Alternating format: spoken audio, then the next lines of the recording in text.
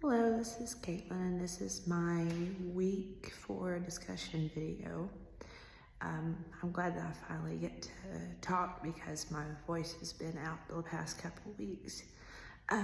So after watching the film for The Killing Screen, it basically outlines the amount of violent activity that is seen in movies and film, and how we thrive on violence in media as a society.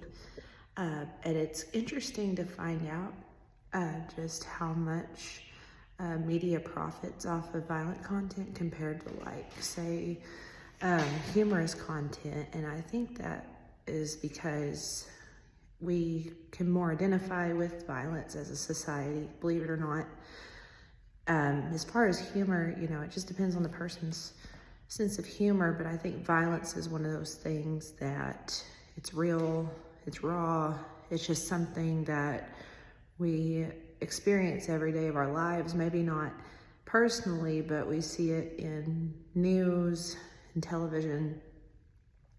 It's just become something that helps the plot play out, in action films, horror films.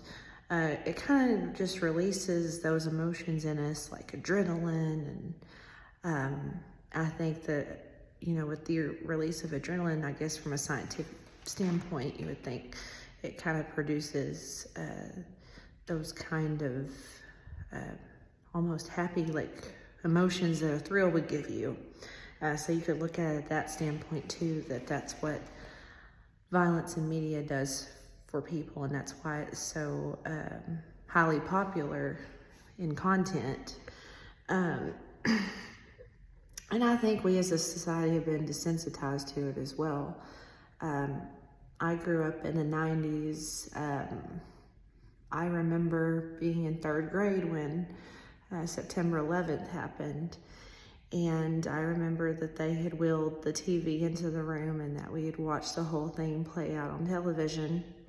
And I think as far as my generation, it's just something that we are used to seeing even from a young age, because they wanted us to, witness that event happening in real time, because they wanted us to know the gravity of the situation and the importance that it had in our history.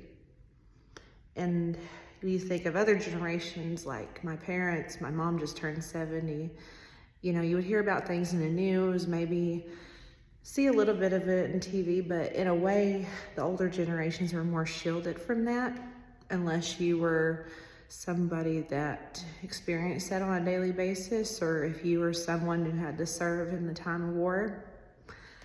But other than that, most of your violence was going to come from, just kind of some more lighthearted violence, like cartoons or old westerns.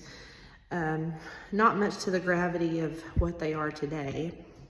And I think as far as Dr. Slade talking about the cultivation theory, I do agree with that, that does have a big effect on people.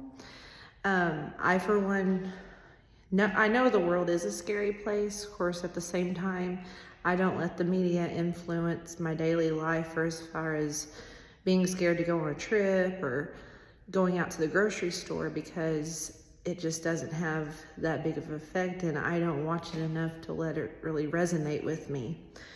And I think maybe if I did, it might be a different story. My mom watches Fox News on a daily basis, and she's terrified to leave her house most of the time. So I do think that the media really does have an effect, and the violence that we see has an effect on our psyche as far as that goes. So that is my take on this week's discussion, and I hope that you all have a good final week. Thank you.